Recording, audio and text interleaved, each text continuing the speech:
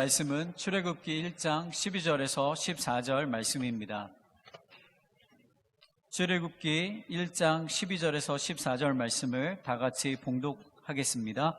그러나 학대를 받을수록 더욱 번성하여 퍼져나가니 애굽 사람이 이스라엘 자손으로 말미암아 근심하여 이스라엘 자손에게 이를 엄하게 시켜 어려운 노동으로 그들의 생활을 괴롭게 하니 곧 흙 이기기와 벽돌 굽기와 농사의 여러 가지 일이라.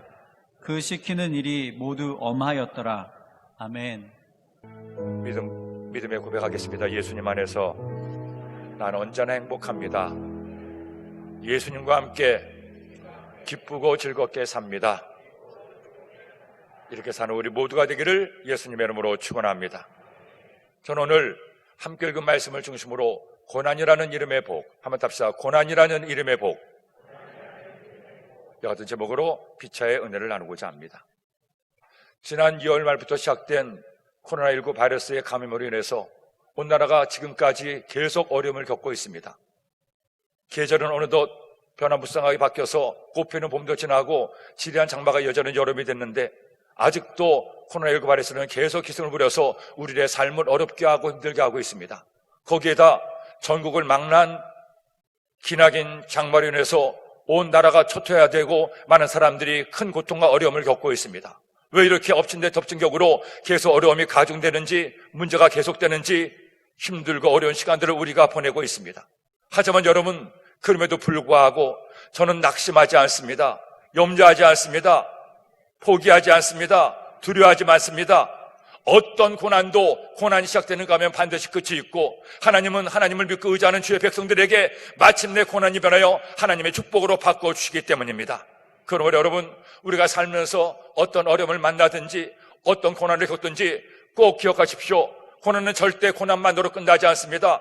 고난을 만날 때 우리가 하나님을 믿고 의지하면 고난은 오히려 복이 돼서 우리의 삶에 놀라운 축복을, 은혜를 더하여 주시게 되는 것이기 때문입니다.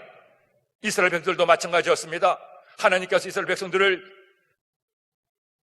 위대한 민족으로 만들어 주시기 위해서 야곱과 그의 가족들을 요셉의 국무총으로 있는 애굽으로 보내셨습니다. 그리고 400년 동안에 하나님께서 그 민족을 번성하게 하시고 많은 수의 민족으로 거듭나게 했습니다. 그런데 요셉을 알지 못하던 왕조가 생기게 되고 이렇게 강성해진 이스라엘 민족을 두려워하고 걱정하기 시작합니다. 급기야는 애굽의 손님으로 갔던 이스라엘 민족을 노예로 전락시켜버리고 그들에게 온갖 어려움과 고통을 가중하게 합니다. 그런데 여러분, 놀라운 것은 이스라엘 백성들에게 크나큰 고난이 임했음에도 불구하고 오히려 정반대의 모습이 오늘 말씀에 나오게 됩니다. 오늘 말씀 12절에 보니 그러나 학대를 받을수록 더욱 번성하여 퍼져나가니 애굽 사람이 이스라엘 자손으로 말미암아 근심하여. 학대를 받았는데, 고난이 덮쳤는데, 환란의 폭풍과 밀려왔는데 오히려 이스라엘 민족들은 더 번성합니다. 더 부강해집니다. 더 강해집니다. 어떻게 이와 같은 은혜가 그들에게 임하게 되었습니까? 고난을 만났지만 고난이 고난으로 끝나지 않고 그들에게 복으로 바뀌었기 때문입니다. 그러므로 사랑하는 여러분, 지금 여러분의 삶에 어떤 고난이 임했습니까? 어떤 문제가 나를 힘들게 하고 고통을 주고 있습니까? 기억하십시오. 고난은 절대로 고난으로 끝나지 않습니다. 하나님을 경외하고 하나님을 믿고 의지하는 사람의 삶 가운데는 고난은 또 다른 축복의 다른 이름임을 기억하고 오히려 고난이라는 복을 통해서 하나님의 은혜를 얻는 여러분 되기를 예수님의 이름으로 축원합니다. 그렇다면 고난이 또 다른 복이 되기 위해서는 우리가 어떻게 해야 됩니까? 이스라엘 백성들은 고난을 당할 때 어떻게 고난을 맞았기에 고난이라는 이름의 복으로 맞이할 수가 있었습니까? 제일 먼저 첫째로 고난은 사람을 강하게 합니다. 여러분, 고난이란 뭡니까? 내가 원하지 않는 일이 일어날 때 고난이라고 얘기하죠. 나를 힘들게 하고 아프게 하는 것이 고난입니다. 그러니 누가 고난당하기를 원합니까? 내가 하는 일마다 잘 되고 형통하기를 원하는 것이 사람의 인지상정입니다. 하지만 누구도 원하지 않는데 이렇게 고난의 덫이 나에게 다가와서 나를 넘어지게 하고 나를 고통스럽게 만듭니다. 이스라엘 민족도 보세요. 그들이 고난당하기를 원했습니까? 핍박과 압제당하기를 원했습니까? 애굽의 노예로 전락하기를 원했습니까? 아니었죠. 그럼에도 원하지 않은 고난이 그들에게 다가오게 되는 것입니다. 헌데이처럼 우리가 고난당할 때 고난을 대하는 세 가지의 자세를 볼 수가 있습니다. 제일 먼저는 고난이 다가오면 포기하는 사람입니다. 자신이 충분히 감당할 수 있는 고난인데도 열등감과 자기연민에 빠져서 생각하죠. 사람들에게 말합니다. 나는 이제 틀렸어요. 나는 이 문제를 해결할 수가 없어요. 나는 실패자예요. 난 아무것도 할 수 없습니다. 고난 만날 때 지레 낙심하고 절망하고 포기하는 사람이 있어요. 그런가 하면 두 번째 사람은 고난이 힘들다고 피하고 두려워하는 사람입니다. 그때 그 고난을 피하는 것은 당장은 좋습니다. 하지만 나를 힘들게 하는 그것이 당장 눈앞에 안 보인다고 다 잘 되는 것이 아니죠. 그것이 더 큰 고난으로 우리에게 다가오게 된다는 것입니다. 세상은 어디든 고난이 있고 문제가 있습니다. 피한다고 피할 수 있는 것이 아니라는 것이죠. 세 번째로 고난에 담대히 맞서는 사람입니다. 이런 사람은 고난을 당해도 포기하지 않습니다. 문제를 만났다고 그 문제 피하면 되겠다고 도망가지도 않습니다. 문제와 맞서 싸웁니다. 고난이 없었으면 좋겠지만 이왕 고난과 어려움을 만나는 것, 이 고난을 담대하게 맞아서 고난을 이기겠다고 마음먹고 최선을 다하는 사람에게 하나님의 은혜가 임하게 되는 것입니다. 한 번 넘어지면 두 번 일어납니다. 두 번 넘어지면 세 번 일어납니다. 다섯 번 넘어져도 여섯 번 일어나고 일곱 번 또 넘어져도 또 고난을 당하도 여덟 번 일어나는 사람, 그렇게 담대하게 고난과 맞서 싸우는 사람에게 하나님의 은혜가 임하게 되고 고난은 마침내 복으로 다가오게 됩니다. 어떤 복으로 다가옵니까? 고난을 통해 나의 믿음이 단련되고 고난을 통해 나의 삶이 더 단단해지고 고난이 우리의 인생의 밥이 되어서 그 고난의 밥을 먹고 우리는 더 강한 사람으로 바뀔 수가 있는 것입니다. 이스라엘 민족도 보세요. 애굽에서 큰 고난을 당했습니다. 아무 이유 없이 아무 잘못도 없는데 다른 민족에는 이유만으로 노예처럼 살아야만 됐습니다. 하지만 그들이 고난과 담대히 맞서 싸웠을 때 고난이 그들을 단련시켰습니다. 고난을 당하면서 더욱더 강해진 것입니다. 오늘 말씀 1장 12절로 14절의 말씀을 읽겠습니다. 그러나 학대를 받을수록 더욱 번성하여 퍼져나가니 애굽 사람이 이스라엘 자손으로 말미암아 근심하여 이스라엘 자손에게 이를 엄하게 시켜 어려운 노동으로 그들의 생활을 어렵게 하니 곧 흙 이기기와 벽돌 굽기와 농사의 여러 가지 일이라 그 시키는 일이 모두 엄하였더라. 학대를 받았는데 온갖 엄하고 어려운 일을 다 시켰는데도 그들은 똘똘 뭉쳐서 그들을 더 강하게 만듭니다. 더 하나님을 의지하게 만듭니다. 고난은 오히려 복이 돼서 그들을 강하게 훈련시키게 되었던 겁니다. 그러므로 여러분, 문제를 만날 때 두려워하지 마세요. 고난 무섭다고 피하고 도망가려고 하지 마세요. 문제와 담대히 맞서 싸우세요. 고난의 밥을 먹고 고난을 극복하세요. 그래서 고난이 복이 돼서 여러분의 삶에 은혜가 임하기를 예수님의 이름으로 축원합니다. 제가 젊은 시절에 빅터 프랭클 박사가 쓴 죽음의 수용소라는 책을 보았습니다. 많은 감동을 받았습니다. 그 책을 쓴 저자는 오스트리아에 살던 유대계 정신과 의사였는데 2차 대전 당시에 그만 가족들과 함께 악명 높은 아우슈비츠 수용소에 갇히게 됐습니다. 그의 부모 형제들은 그 수용소에서 다 죽었지만 그는 그곳에서 구사일생으로 살아남았습니다. 그리고 죽음의 수용소에서 살아난 이후에 자신의 체험을 책으로 써냈고 그곳에서 발견한 인간의 고귀한 정신을 바탕으로 새로운 정신과 치료 방법을 찾아낸 대단한 의사이기도 합니다. 그가 처음 수용소에 들어갔을 때 수용소에 일하는 친구 의사를 만났습니다. 그 의사가 그에게 중요한 충고를 한 가지 해줬습니다. 자네에게 내가 충고할 말이 있네. 조금이라도 가능하다면 매일매일 면도를 하게.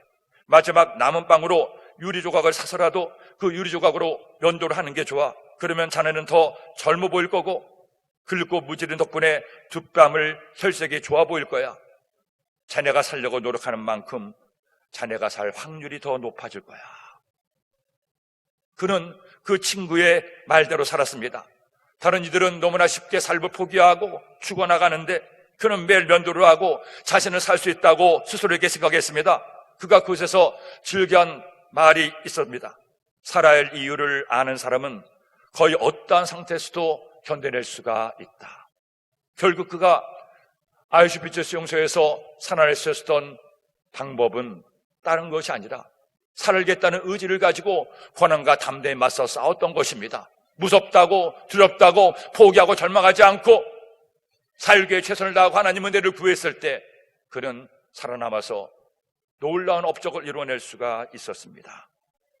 지금 여러분 가운데 지금 너무나 힘들어서 너무나 문제가 크고 고통스러워서 살 수 없다고 죽고 싶다는 생각이 듭니까? 이 책을 한번 보세요. 사람은 살아있는 한 어떤 고통도 극복할 수가 있습니다. 로키 산맥에 가면 식물이 더 이상 살 수 없는 높이가 있습니다. 이른바 수목 한계선이라고 얘기하죠. 그런데 바로 그곳에 서 있는 나무들이 있습니다. 이 나무들은 거센 바람과 추위를 견디기 위해서 최대한 몸을 낮추어서 자라는 안전뱅이 나무들입니다. 그런데 바로 그 나무들이 세계에서 가장 좋은 바이올린을 만드는 나무들이라는 겁니다. 이 나무들로 만든 악기는 가장 아름다운 소리를 낸다고 하죠. 사랑하는 여러분, 고난은 당할 때는 힘이 듭니다. 힘이 들지 않으면 고난이 아니죠. 어느 때는 감당하기 어려운 문제도 만날 때가 있습니다. 하지만 고난은 우리 인생의 밥이 됩니다. 우리가 그 고난을 두려워하지 않고 고난 당할 때 하나님의 도움을 구하고 나의 최선을 다해서 고난과 맞서 싸우면 고난을 통해 우리는 단단해지고 고난을 통해 우리의 믿음은 단련되고 고난을 통해 우리는 어떤 어려움도 극복하는 하나님의 사람이 될 수가 있습니다. 고난 당할 때 하나님께 기도하세요. 고난을 없애달라고 기도하기 전에 먼저 이렇게 기도하세요. 하나님, 지금 제가 고난을 만났습니다. 이 고난을 극복할 수 있도록 힘을 주세요. 내가 이 고난을 통해 더 좋은 것을 얻을 수 있도록 도와주세요. 이 기도가 우리의 기도가 되어 고난이란 밥을 먹고 여러분의 믿음이, 여러분의 삶이 더욱더 강해지기를 예수님의 이름으로 축원합니다. 축원합니다. 둘째로, 고난은 사람을 하나 되게 합니다. 여러분, 고난은 사람을 고통스럽게 하죠. 내가 얼마나 부족한 사람인가도 깨닫게 합니다. 한 성도님이 저에게 그런 말씀을 하셔요. 목사님, 내가 젊었을 때는 세상에 무서울 것이 없었습니다. 내가 마음만 먹으면 다 할 수 있을 것 같았죠. 그런데 살면 살수록 알게 되는 것이 내가 마음대로 할 수 있는 이것이 점점 더 적어진다는 것입니다. 목사님, 내 인생이 제 마음대로 되지 않는다는 것을 이제야 깨달았습니다. 여러분, 그렇잖아요. 사람이 모든 것을 다 할 수 있는 것 같아도 사실은 그렇지 못합니다. 인생의 많은 고난과 어려움과 문제를 만나면서 깨닫게 되죠. 그래, 내가 다 할 수 있는 것이 아니구나, 나도 이처럼 부족하구나, 나도 연약하구나 알게 됩니다. 그런데 이것이 우리에게 복이라는 거예요. 고난을 통해서 내가 연약함을 깨닫고 내가 부족함을 알게 되면 우리는 겸손해집니다. 그리고 비로소 하나님의 도움을 구하고 하나님의 은혜를 구하게 됩니다. 그 고난을 통해 나의 약함을 깨닫게 되고 고난을 통해 내가 주님을 만날 수 있고 주님을 의지할 수 있으니 고난이야말로 또 다른 복인 줄로 믿습니다. 이스라엘 민족에게 고난이 다가왔습니다. 애굽 나라의 모든 힘든 일들을 이스라엘 백성들이 다 하게 있습니다. 그런데도 그 고난이 이스라엘을 굴복시키지 못하자 이번에는 애굽 왕 바로가 또 다른 명령을 내립니다. 아기를 받는 산파들에게 남자 아기가 태어나면 죽이고 여자아이만 살려는 것이죠. 세상에 이런 악한 명령이 어디 있습니까? 아예 이스라엘 민족의 씨를 말리기 위해서 남자아이를 다 죽이라는 겁니다. 그런데 이 명령을 받은 산파들이 어떻게 합니까? 왕의 말대로 사나이들을 죽입니까? 아닙니다. 고난 가운데서도 그들은 서로 하나가 되어 힘을 모아서 문제와 맞서 싸우게 되죠. 오늘 말씀 17절로 19절의 말씀을 읽겠습니다. 그러나 산파들이 하나님을 두려워하여 애굽 왕의 명령을 어기고 남자 아기들을 살린지라 애굽 왕이 산파를 불러 그들에게 이르되 너희가 어찌하여 이같이 남자 아기들을 살렸느냐? 산파가 바로에게 대답하되 히브리 여인은 애굽 여인과 같지 아니하고 건장하여 산파가 그들에게 이르기 전에 해산하였나이다 하매 산파들이 똘똘 뭉쳤습니다. 하나님의 지혜를 구했습니다. 그래서 바로 왕에게 얘기하죠. 히브리 사람들은 애굽 여인과 달라서 스스로 아이를 출산합니다. 우리가 남자아이들을 받을 수가 없었습니다. 고난이 산파들을 하나 되게 했고 고난이 이스라엘을 하나 되게 하고 고난을 통해 하나님께 기도함으로 위대한 애굽에서의 탈출을 이루게 했습니다. 우리가 고난 당할 때 힘겹고 어렵고 고통스럽고 아파요. 하지만 고난을 당할 때 나의 약함을 깨닫고 나를 사랑하는 내 가족에게 나의 아픔을 얘기하고 서로 함께 도우고 하나가 될 때 우리는 고난을 통해서 사랑하는 사람을 만날 수가 있고, 고난을 통해서 힘을 합쳐서 고난을 이겨낼 수가 있습니다. 여러분, 교회란 뭡니까? 교회란 어떤 성전의 건물이 아닙니다. 이 성전이 교회가 아닙니다. 교회란 예수님을 나의 구주로 믿는 성도들의 모임이 교회입니다. 그렇기 때문에 교회에서 함께 하나님을 믿고 섬기는 여러분들 한 분 한 분이 얼마나 중요한지 모릅니다. 하나님께서 우리로 강남성전이라는 이 교회를 함께 섬기게 하신 것은 우리 교우들을 영적인 식구로 받아들이고 서로 힘을 합쳐 함께 고난을 이기라고 우리에게 아름다운 만남을 더해 주신 겁니다. 그러니 나의 삶에 고난이 임할 때, 나의 삶의 문제를 만날 때 나 혼자 울면서 슬퍼하지 말고 괴로워하지 말고 나의 어려움과 고난을 함께 짐을 나눠주세요. 사랑하는 내 가족과 나눠주세요. 우리 교우들과 함께 나눠주세요. 그래서 함께 서로를 위해 중보하며 힘을 합쳐 나아갈 때 고난은 오히려 더 다른 복이 돼서 우리의 삶에 하나님 은혜를 얻게 하는 것입니다. 2차 세계전 당시에 영국군 일개소대가 무더운 벌판 한가운데 적에게 포위되어 있었습니다. 그들을 가장 힘들게 했던 것은 적의 공격보다도 더운 여름날 마실 물이 없었다는 것이죠. 그들에게 남아있는 물이라곤 소대장 허리춤에 있었던 수통 한 개가 전부였습니다. 소대장은 마지막 전투에 임하기 전에 비정한 마음으로 수통을 열어서 병사들에게 건네줬습니다. 한 모금이라도 마셔서 이제 갈증을 메우고 함께 공격해서 나아가자는 것이었죠. 그렇게 수통을 다 돌렸는데 소대원들이 1명, 2명 그 수통의 물을 마셨습니다.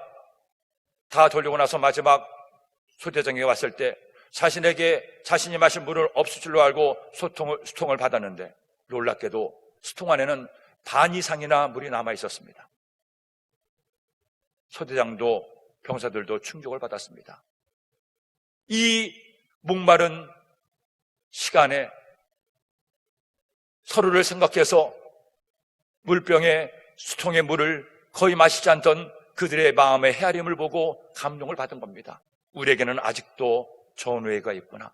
서로를 위하고 서로를 도와주고 서로에게 힘이 되어주는구나. 그것을 깨닫고 그들은 오히려 그 수통의 물을 통해서 감동을 받고 서로 격려하고 힘을 합쳐서 마침내 포위를 뚫고 살아남을 수가 있었다는 실화가 있습니다. 사랑하는 여러분, 아무리 잘난 사람도, 아무리 똑똑한 사람도, 아무리 많이 배운 사람도, 아무리 많이 가진 사람도 혼자서는 살 수 없는 것이 우리의 인생입니다. 그런 인생길 살면서 고난과 어려움을 만날 때 어떻게 고난이 나에게 복으로 다가오게 됩니까? 그때 여러분 그 고난의 짐을 함께 나누고 함께 위하여 기도하세요.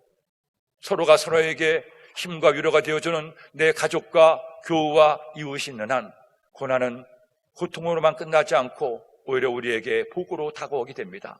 고난을 통해 사랑하는 사람을 만나게 되고 고난을 통해서 나를 위하고 나를 도와주는 그를 통해서 더 큰 힘을 얻게 되니 어찌 고난이 복이 아니겠습니까? 오늘 이 시간 이 말씀을 통해 여러분의 주위를 돌아보세요. 그리고 고난 당할 때 고난을 함께 사랑하는 가족들과 교우들과 나눠주세요. 그래서 고난이 나를 사랑하는 그를 만나는 새로운 복의 길이 되기를 예수님의 이름으로 축원합니다. 축원합니다.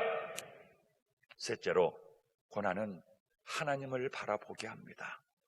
여러분, 고난은 이처럼 사람을 겸손하게 만들죠. 사실 이것 하나만으로도 고난은 우리에게 대단한 인생의 양식이 되는 겁니다. 내가 연약함을 알아야 더 노력할 수가 있고 그 노력이 있어야 인생을 승리할 수가 있기 때문입니다. 그렇지 않고 자신이 최고인 줄로 착각하고 노력하지 않으면 그는 결국 실패자요 낙오자가 될 수밖에 없기 때문입니다. 그런데 이처럼 내가 고난을 통해서 겸손해졌다면 여기 더 중요한 것이 있습니다. 내가 고난당할 때 사람에게만 도움을 청하는 것이 아니라 하나님을 의지한다면, 하나님의 도움을 구한다면 고난을 통해서 우리는 가장 놀라운 선물을 받게 되는 것입니다. 여기 산파들을 보세요. 그들은 사나이를 죽이라는 말을 듣고도 따르지 않았습니다. 잘못하면 목숨이 위태로운데도 그들이 그렇게 한 이유가 뭡니까? 21절에 말씀하죠. 그 산파들은 하나님을 경외하였으므로 하나님이 그들의 집안을 흥하게 하신지라. 하나님을 경외한 산파들이었습니다. 문제 앞에서도 사람보다 하나님을 더 의지한 그들이었습니다. 하나님을 의지하고 하나님의 도움을 구하자 하나님이 지혜를 주어서 그들로 고난을 이기고 승리하게 했던 것입니다. 할렐루야! 이스라엘의 훗날 애굽에서 탈출하게 됩니다. 그리고 젖과 꿀이 흐르는 가나안 땅을 향해 가게 됩니다. 그런데 그들은 가나안으로 가기까지 한 달이면 갈 수 있는 거리를 40년이 걸려 가게 했습니다. 왜 하나님께서는 한 달에 갈 수 있는 그 길을 40년 동안 걸려서 가게 하셨을까요? 왜 광야길을 걷게 하셨을까요? 중요한 이유가 있습니다. 그 고난을 통해 40년의 광야길을 통해서 이스라엘 백성들이 하나님을 의지하게 하려고, 사람 의지하지 않고 환경 바라보지 않고 오직 하나님만 믿고 의지하게 하려고 40년의 광야길을 허락하신 겁니다. 그러기에 신명기 8장 2절 6절 말씀은 이처럼 우리에게 말씀합니다. 다 함께 읽겠습니다. 내 하나님 야훼께서 이 40년 동안에 내게 광야길을 걷게 하신 것을 기억하라. 이는 너를 낮추시며 너를 시험하사 내 마음에 어떠한지 그 명령을 지키는지 지키지 않는지 알려 하심이라. 너를 낮추시며 너를 줄이게 하시며 또 너도 알지 못하며 내 조상들도 알지 못하던 만나를 내게 먹이신 것은 사람의 떡으로만 사는 것이 아니요 야훼 입에서 나오는 모든 말씀으로 사는 줄을 내가 알게 하려 하심이니라. 이 40년 동안에 내 의복이 헤어지지 아니하였고 내 발이 부르트지 아니하였느니라. 너는 사람의 아들을 징계함같이 내 하나님 야훼께서 너를 징계하시는 줄 마음에 생각하고 내 하나님 야훼의 명령을 지켜 그의 길을 따라가며 그를 경외할지니라. 하나님 이스라엘 백성들을 40년 동안 광야를 걷게 하시는 것이 아닙니다. 오직 하나님입니다. 하나님만 경외하게 하려고, 하나님만 믿게 하려고, 하나님을 의지하게 하려고 광야길에서 그들을 단련시킨 겁니다. 그러므로 여러분, 왜 고난이 우리의 삶에 복이 됩니까?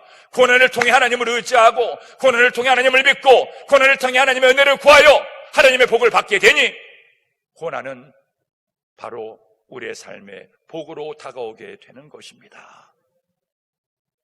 사랑하는 성도 여러분, 어떤 문제가 여러분의 삶에 있습니까? 어떤 고난을 부둥켜 안고 죽게 나와 이 시간 주님을 예배하고 있습니까? 기억하세요. 잊지 마세요. 고난은 또 다른 이름의 복입니다. 고난 당할 때, 고난을 때문에 포기하지 않고 고난과 담대에 맞서 싸울 때 나는 강하게 됩니다. 고난을 통해 나를 돕고 나를 사랑하는 내 이웃을 만나니 고난은 복이 됩니다.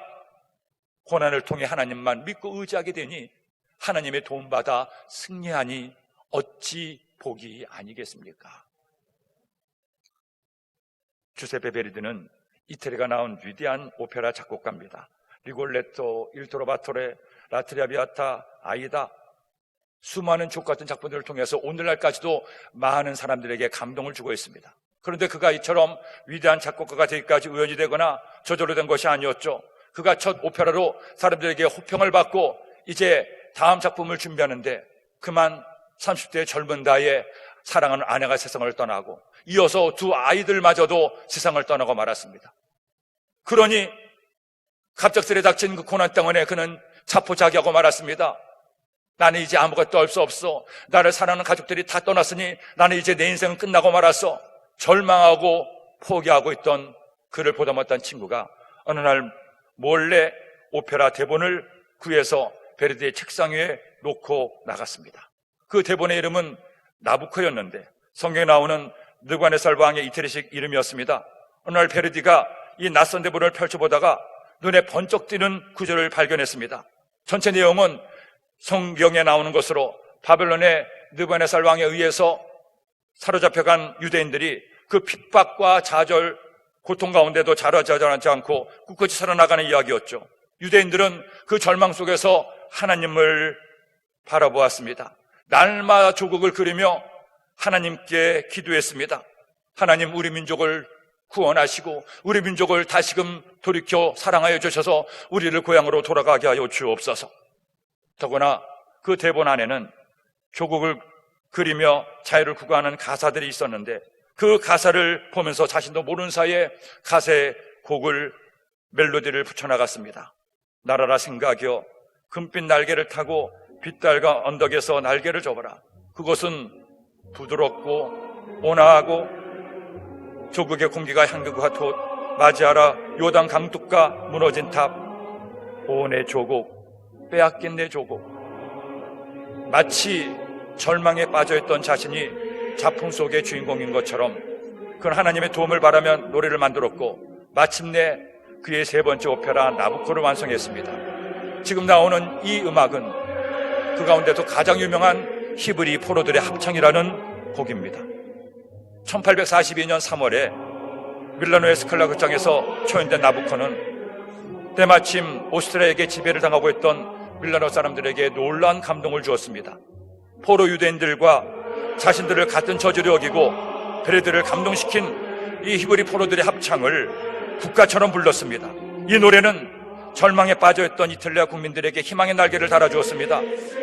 독립과 통일을 바란 국민들은 베레드를 떠받들었고 작품이 나올 때마다 열광을 아끼지 않았습니다. 그리고 그때부터 이탈리아 독립과 통일을 위해서 애쓰던 그들은 마침내 1870년에 이태리의 통일을 이루어낼 수가 있었습니다.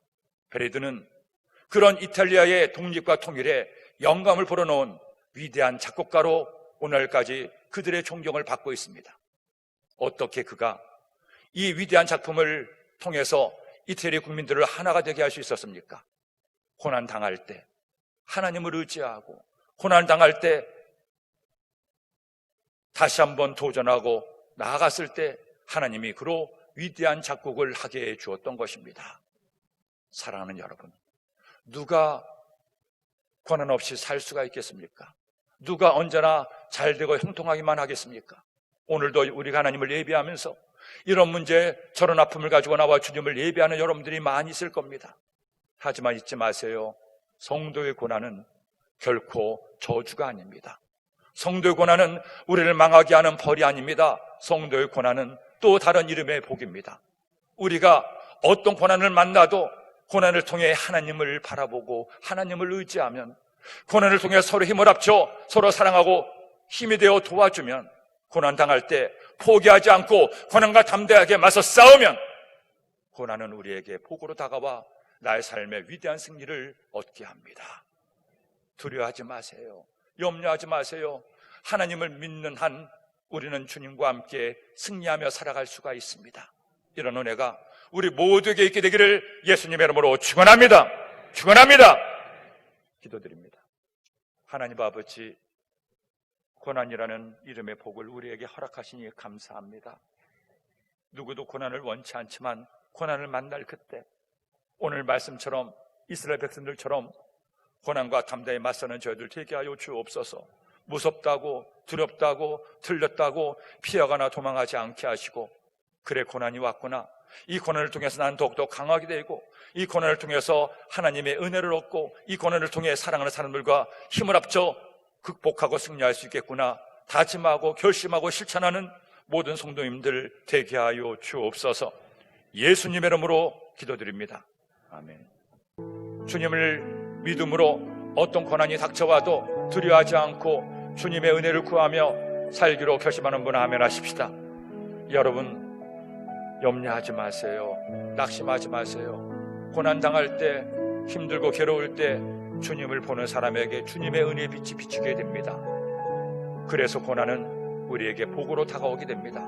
우리 그 마음으로 하나님을 찬양합시다. 괴로울 때 주님의 얼굴 보라. 괴로울 때 주님의 얼굴 보라. 사마의 주님 바라보아라. 세상에서 시달린 친구들아,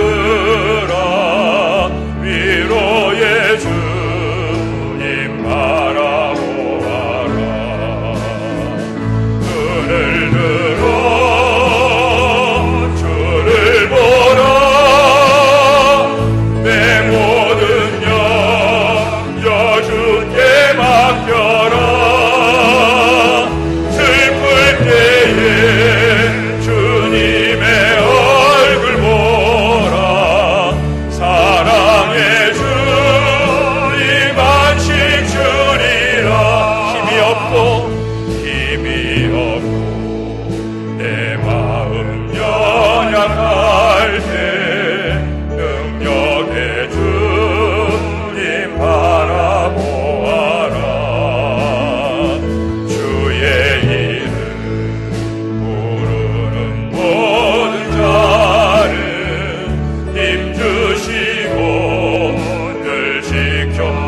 모아서 찬양합시다. 눈을 들어